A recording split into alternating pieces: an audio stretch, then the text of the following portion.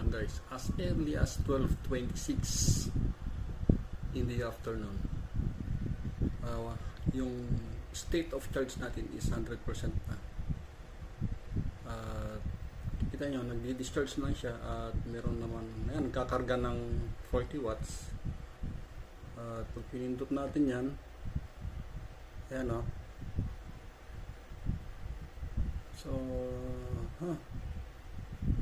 100% na ang so makikita nyo nag-i-stop charge na siya. Ito ni sinasabi ko, fault. Ayan, umilaw na yan. Wala lang yung phone na nandun yung yung para maipakita ko sa inyo. Ayan. And then ito naman, makikita nyo, yan nag 1 bar lang, dapat 2 bar niyan. Ibig sabihin over voltage na siya, 56.2.